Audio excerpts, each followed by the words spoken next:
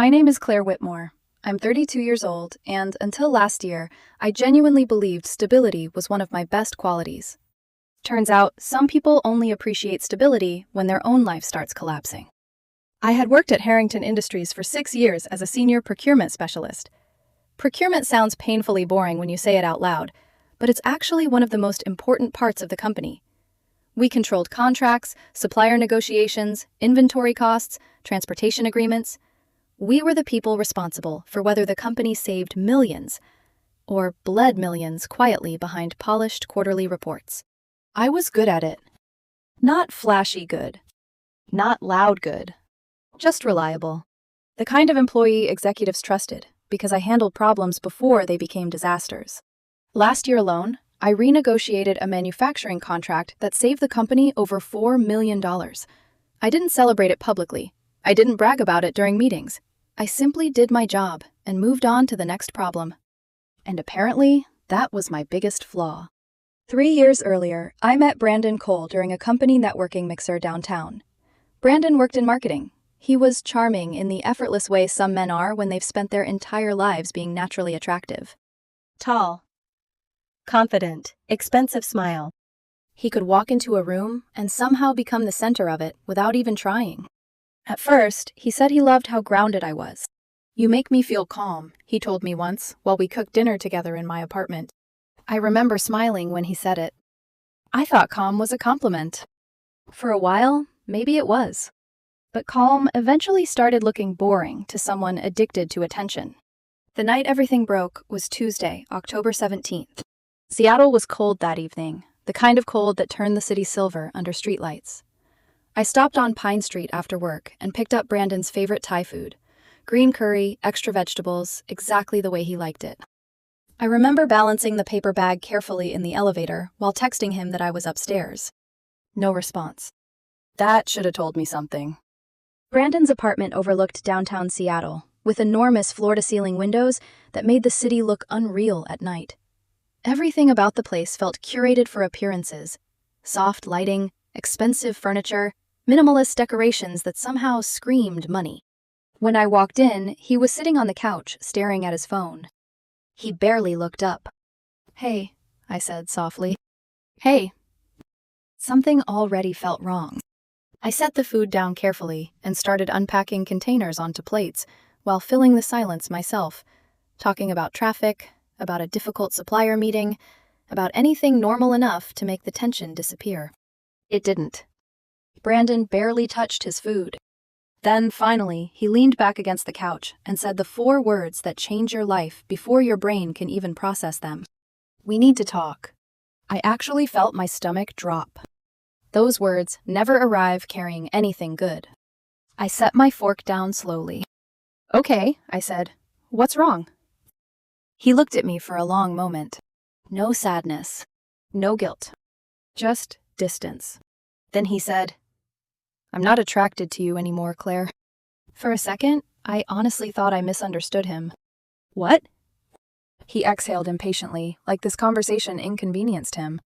"I need someone with a stronger personality," he said. "Someone more ambitious, more confident. You're just too passive."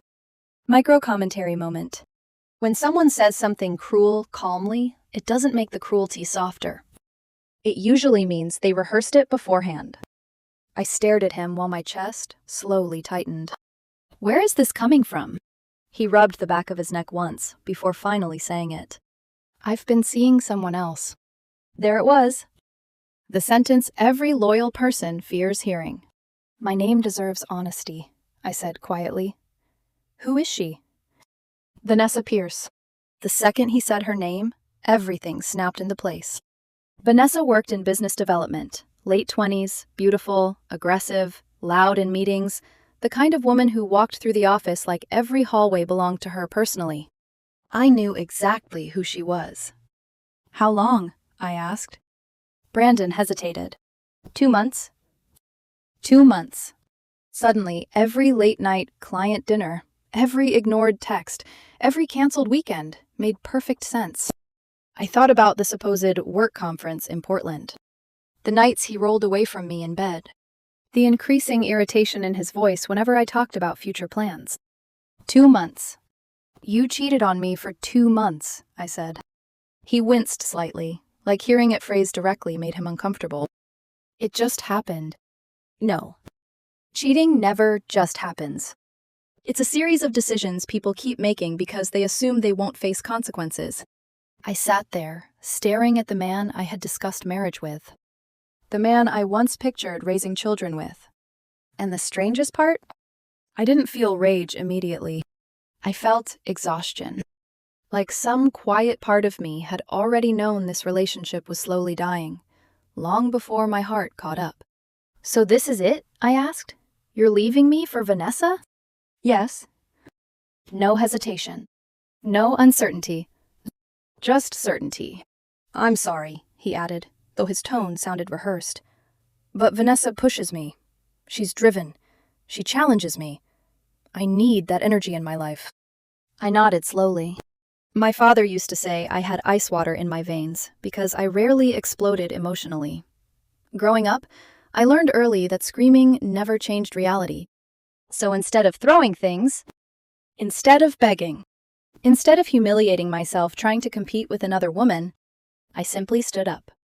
I understand, I said quietly. Brandon looked genuinely surprised. That's it? What else should I say? He stared at me, almost disappointed. Like he wanted drama. Like he needed me to fight for him so he could feel important. I grabbed my jacket calmly and walked toward the door. Then Brandon spoke again. Vanessa's about to get promoted, he said casually. Director of Strategic Procurement. My hand froze slightly against the door handle. She basically already has it, he continued. Once that happens, everything changes for us financially. For us.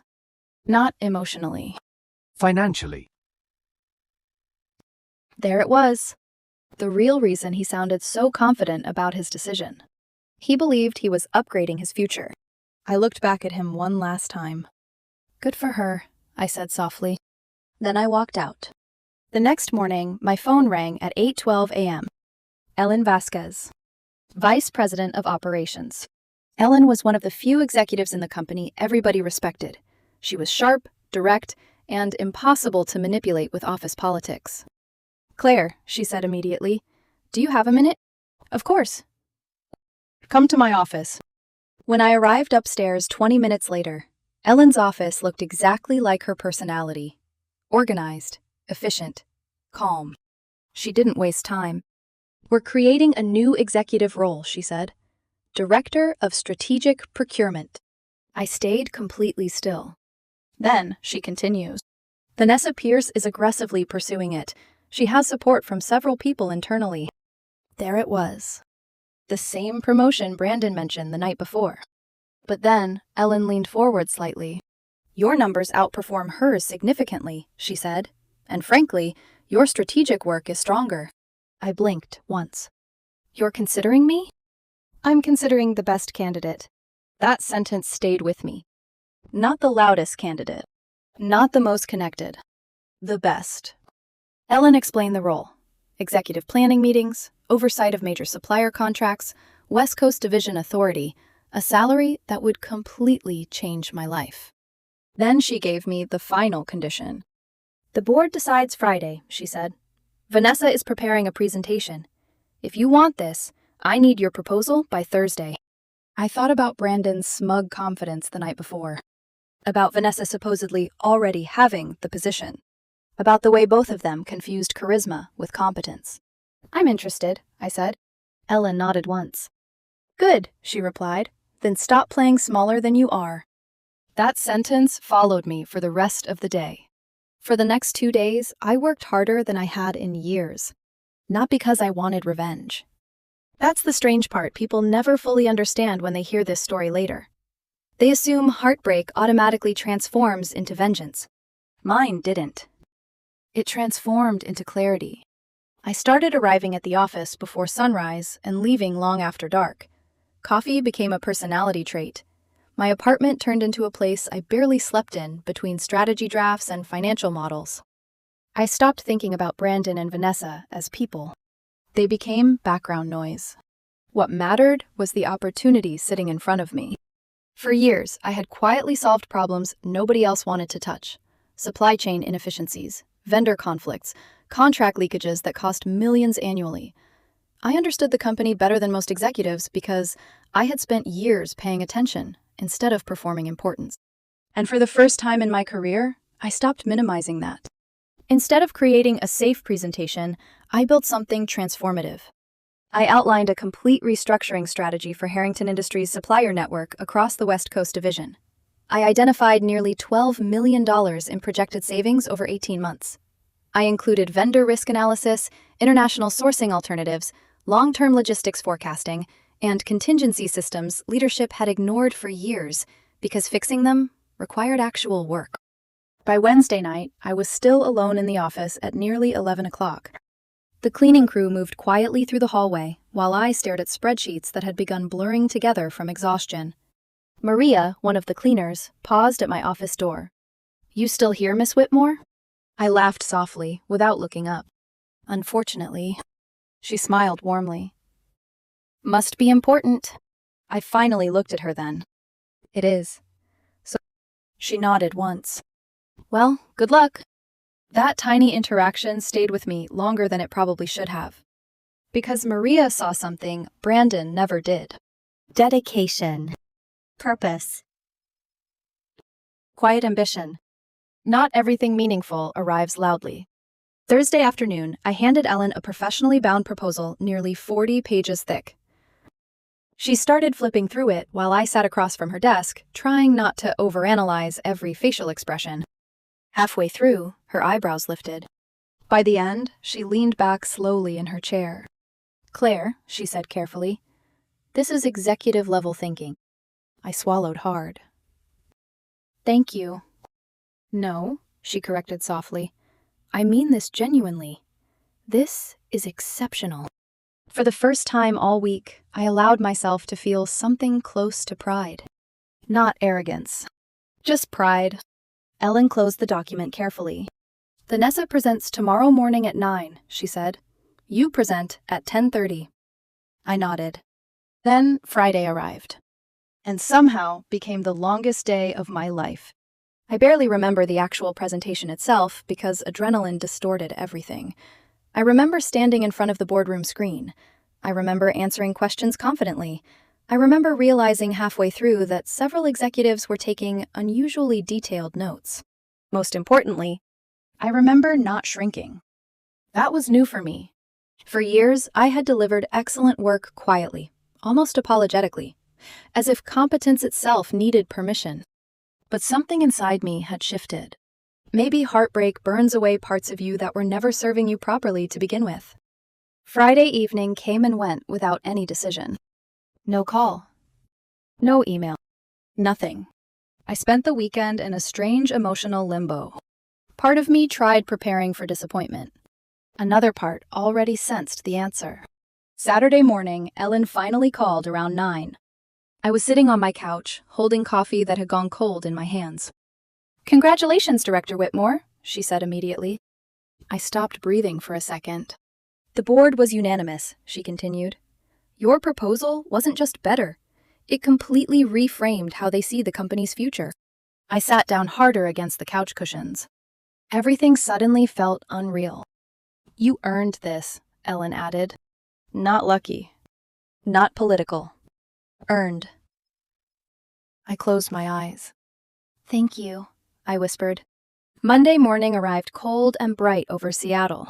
The executive office sat on the 12th floor, with windows overlooking downtown and Lake Union beyond it. Walking inside for the first time felt surreal, like stepping into someone else's life temporarily. My assistant, Patricia Green, greeted me immediately. Efficient. Sharp. Mid-40s. The kind of woman who probably knew every rumor in the building before HR did. "Good morning, Ms. Whitmore," she said smoothly. "Congratulations." "Thank you." She walked me through schedules, executive meetings, team structures, pending vendor negotiations. I barely had time to absorb any of it before the reality truly hit me. My name sat across the office door in polished silver lettering. Claire Whitmore, Director of Strategic. I stared at it longer than I expected. Not because of ego. Because for years, I genuinely never imagined myself there. That realization hurt more than I wanted to admit. Around 3:40 that afternoon, Patricia knocked lightly on my office door. "There's someone here asking to see you." I looked up from contract files. "Who?" Her expression shifted slightly. "Brandon Cole." My hand paused against the paper in front of me. "Of course. Send him in." Patricia nodded carefully and disappeared. A few seconds later, Brandon walked inside. Then immediately stopped moving. I watched his eyes travel slowly across the office. The windows. The desk. The executive seating area. Then, finally, the silver nameplate. His face lost color so quickly, it almost startled me. "Claire," he said quietly. "Brandon?" For several seconds, neither of us spoke. He looked genuinely disoriented, like reality itself had betrayed him somehow.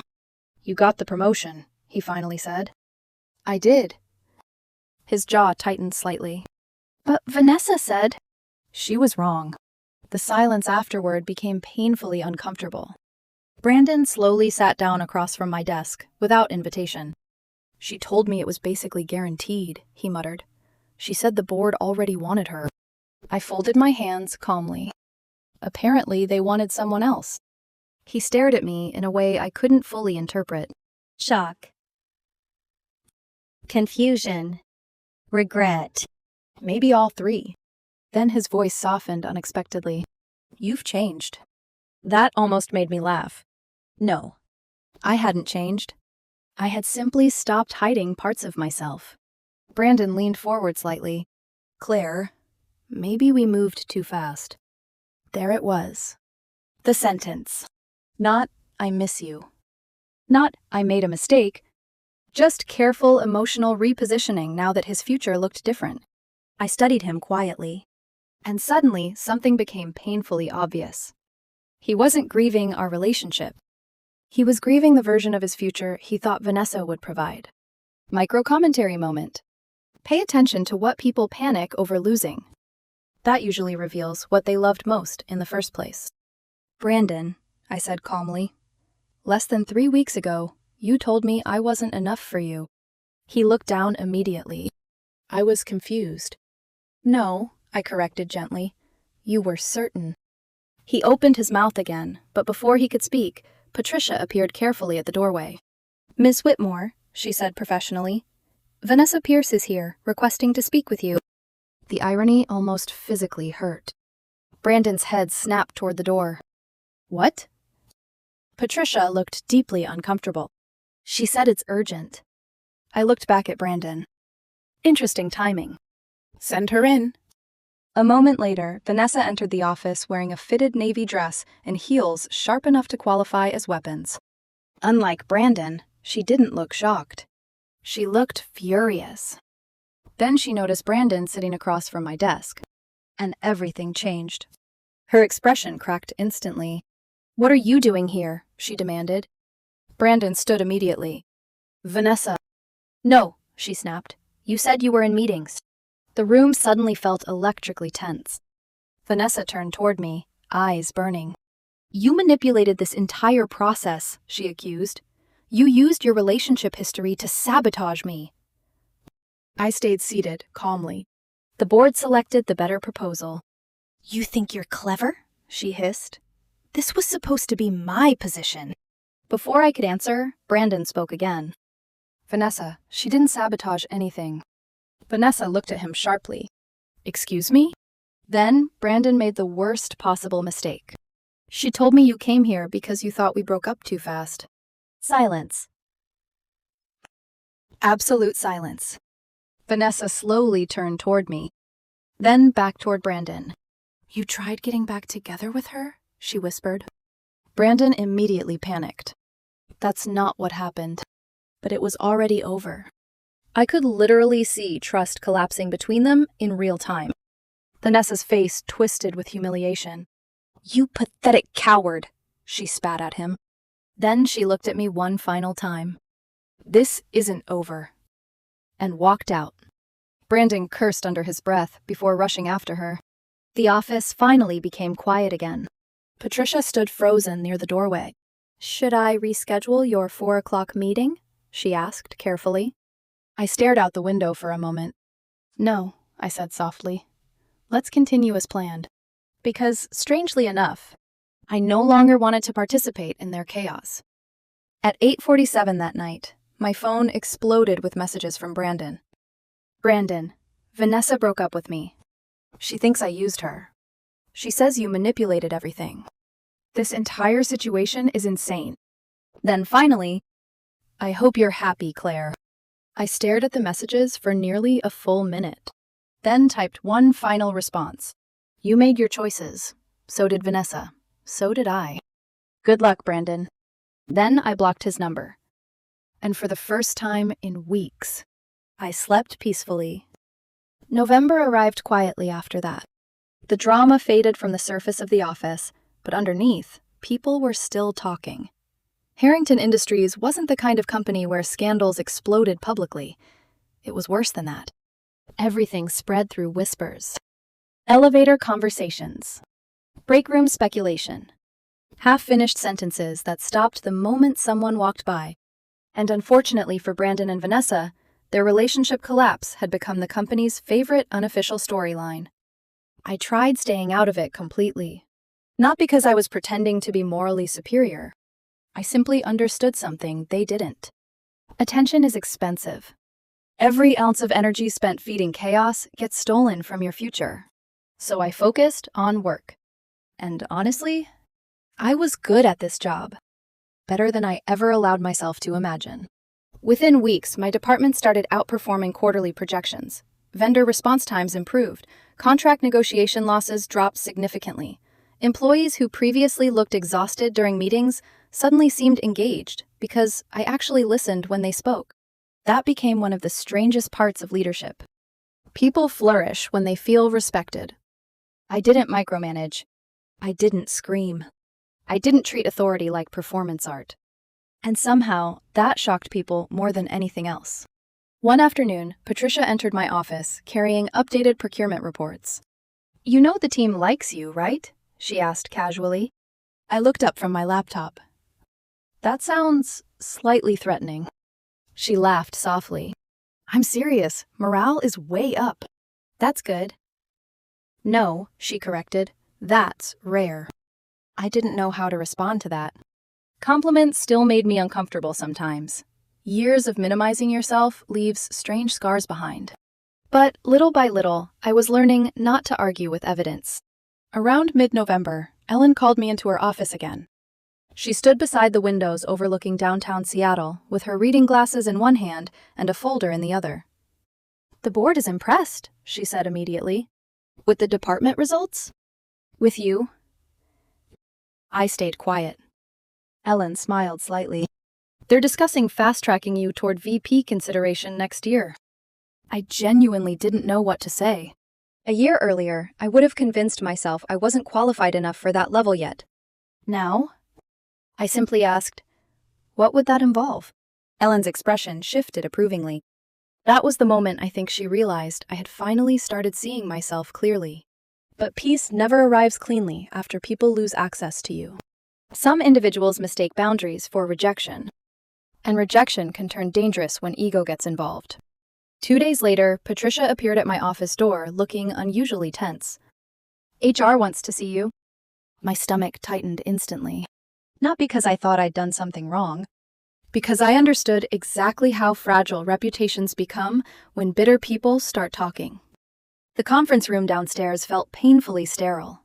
Gray walls, artificial lighting, a pitcher of untouched water in the center of the table. Brenda Walsh from HR sat waiting with a file already open in front of her. "Claire," she said carefully, "thank you for coming." I sat down slowly. "What's this about?" Brenda hesitated briefly. "A formal complaint has been filed against you." There it was. Cold and immediate. "What kind of complaint?" She folded her hands. "Brandon Cole alleges you abused your executive authority to interfere with Vanessa Pierce's promotion opportunities and create a hostile work environment motivated by personal retaliation." I actually blinked once from disbelief. Not because the accusation shocked me, because of how pathetic it sounded once spoken aloud. Brenda continued carefully. He claims you manipulated leadership perceptions during the promotion process due to personal jealousy involving their relationship. I took one slow breath. Then another. Micro-commentary moment. False accusations create a very specific kind of fear. Not because you doubt yourself, because you suddenly realize truth alone doesn't always protect people. What exactly is he saying happened? I asked calmly. Brenda glanced down at her notes. He claims you intentionally leveraged your previous relationship history to undermine Vanessa professionally. I almost laughed. Not because it was funny. Because the irony was overwhelming. Brandon cheated on me. Left me. Told me I lacked ambition. Then somehow transformed himself into the victim once consequences arrived. Human beings can be astonishingly creative when protecting their own ego. Brenda looked at me carefully. I need your version of events. So I gave it. Everything. The breakup on October 17th. Ellen approaching me about the position before I even knew Vanessa was competing for it. The proposal process. The board vote. Brandon showing up uninvited at my office. Vanessa confronting me afterward. The messages Brandon sent later that night. I explained every detail slowly and clearly. No exaggeration. No emotional performance. Just facts. Brenda listened while taking notes. Finally, she looked up. Do you currently have any contact with Brandon or Vanessa? No. When was the last communication? The night I blocked Brandon's number. And Vanessa? She came to my office without invitation. Brenda nodded slowly. Then she closed the file. Off the record, she said quietly. This sounds deeply personal. It is. But I still have to investigate properly. I understand. And I genuinely did. That was the hardest part. Professional systems have to take accusations seriously, even ridiculous ones. Otherwise, genuinely harmful behavior gets ignored.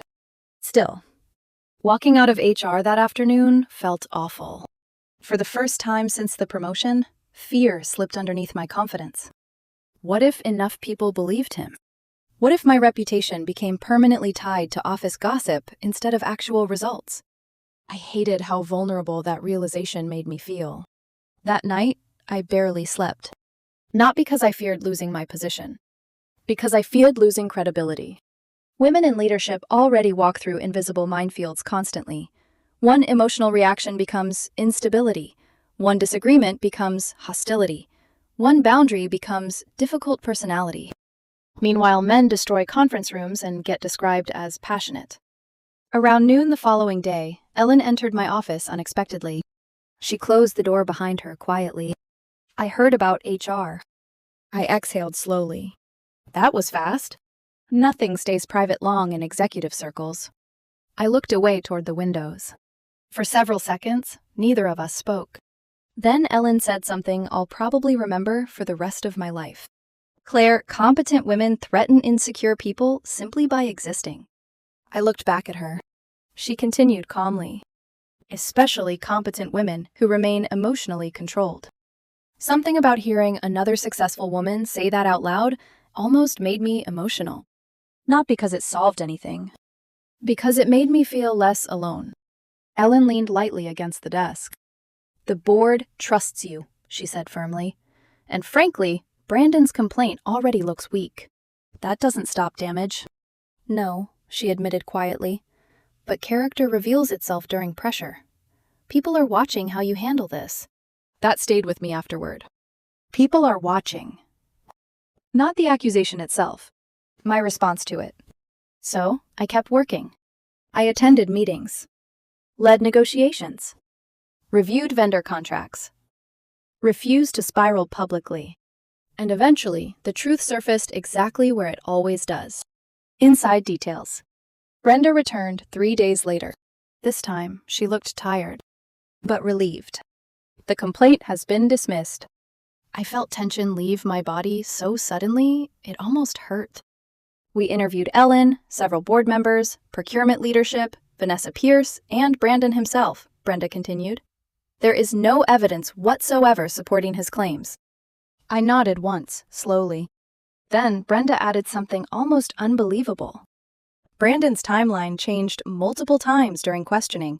Of course it did. Vanessa eventually admitted Brandon told her the promotion was basically guaranteed before the board even reviewed proposals, Brenda said. She also confirmed he approached you first after the promotion announcement. I closed my eyes briefly. God. The entire thing had really been about wounded pride. Brenda leaned forward slightly. Off the record, Brandon seems less angry about losing Vanessa than he is about you succeeding. That sentence settled heavily in my chest. Because, unfortunately, she was probably right. Before leaving, Brenda paused near the doorway. One more thing, she said carefully. False complaints can become termination-level offenses if repeated. I understood the meaning immediately. Brandon had burned almost every remaining ounce of credibility he had left. By December, he was gone from the company entirely. Officially, he accepted a position elsewhere for career growth. Unofficially, people knew. Vanessa transferred to the Portland office shortly afterward. According to office gossip, she requested the move personally. Fresh start. New environment. Less humiliation. I honestly didn't care anymore. That surprised me most.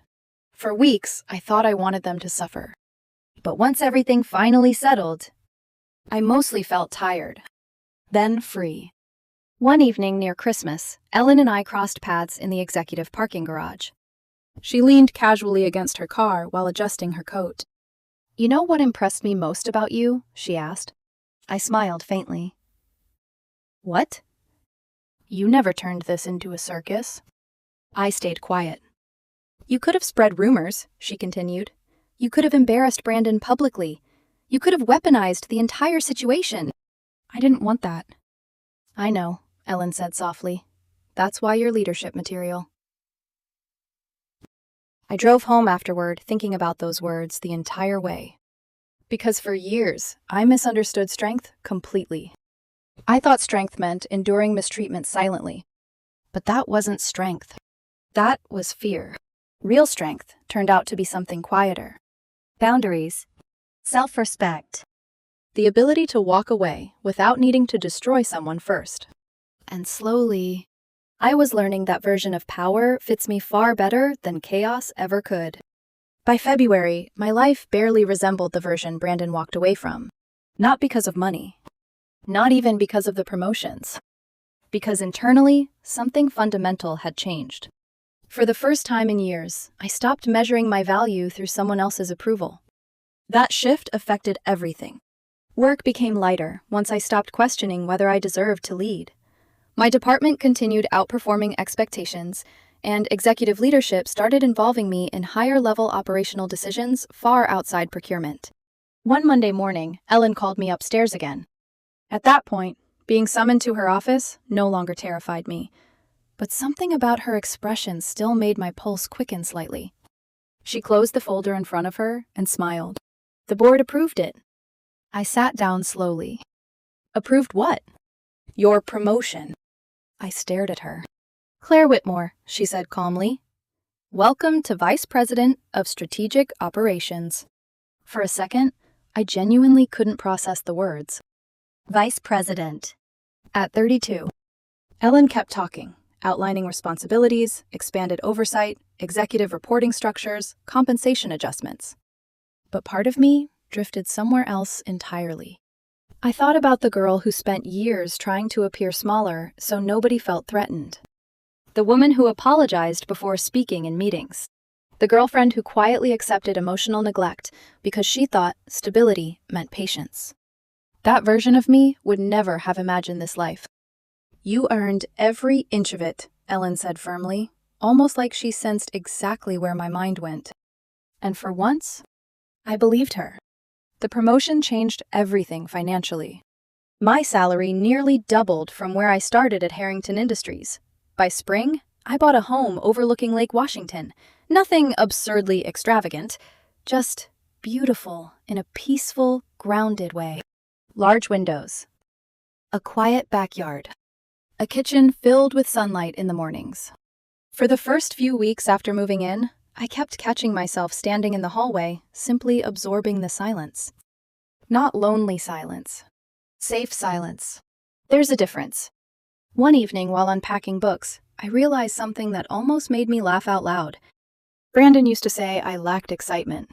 Meanwhile, my nervous system had been living in constant anxiety, trying to maintain a relationship with someone emotionally addicted to instability. Peace had never been boring. I had simply been surrounded by people incapable of appreciating it. By then, I heard occasional updates about Brandon through office gossip, whether I wanted them or not. Apparently, his new job paid significantly less than expected. A mutual acquaintance mentioned he bounced between relationships quickly afterward. Another person claimed Vanessa was already dating someone in finance at the Portland branch. The information barely affected me. That surprised people sometimes. They expected bitterness, revenge fantasies, Vindication. but honestly, once someone hurts you deeply enough, there comes a moment where emotional distance replaces anger entirely. You stop wanting justice. You simply stop caring. Around that same time, I met Daniel Mercer. Technically, we met during a consulting collaboration between Harrington Industries and his analytics firm, but the actual connection happened much later, during a project dinner downtown. Daniel was different from anyone I dated before. Not louder.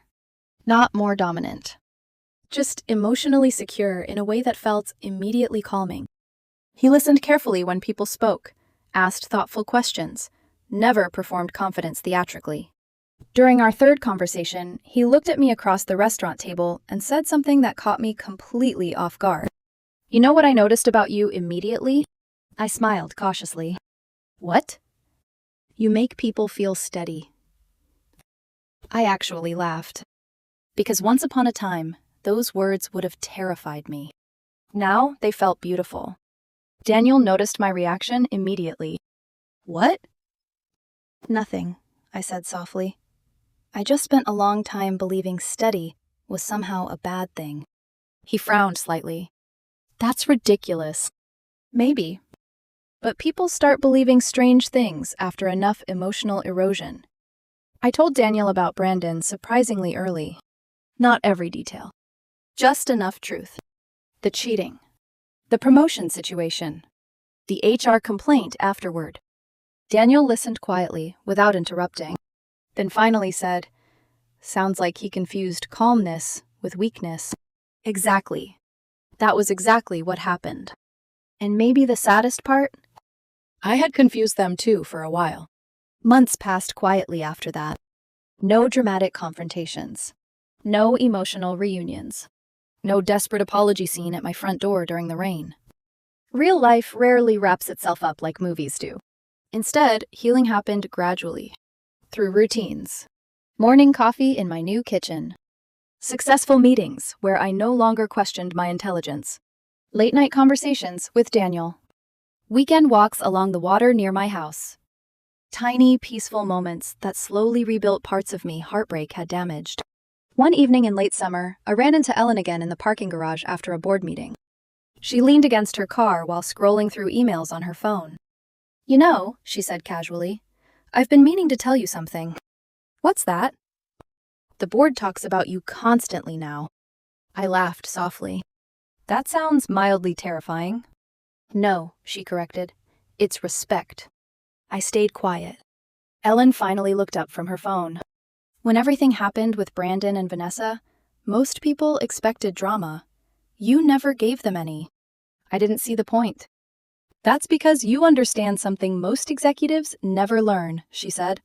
"Real power doesn't panic." That sentence stayed with me all the way home. Real power doesn't panic. Not because powerful people never hurt. Not because they never feel betrayed. But because true confidence doesn't need chaos to prove itself. Later that night, I sat alone on my back patio, watching lights reflect across Lake Washington, while thinking about the woman I used to be. I used to believe strength looked loud, Charismatic. Aggressive. demanding attention every time it entered a room. That's what Brandon admired in Vanessa. That's what Vanessa admired in herself.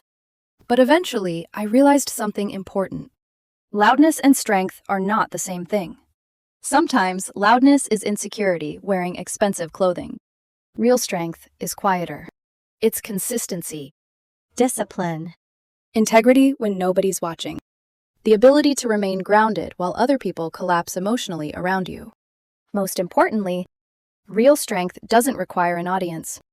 That was the lesson Brandon never understood. He thought confidence meant dominance. I learned confidence means self-respect.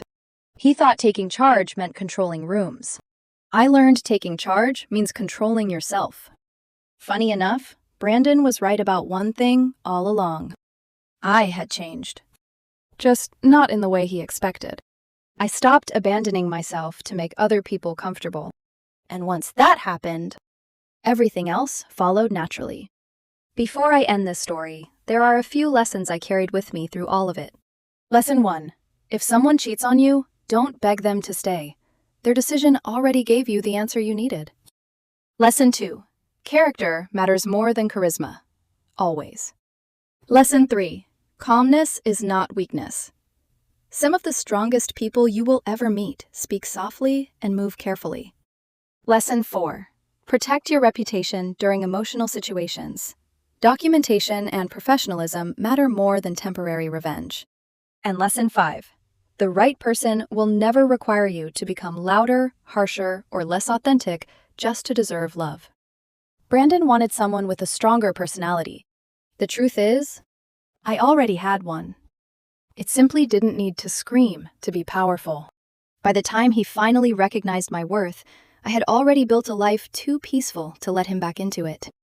And honestly, that became the best part of the entire story.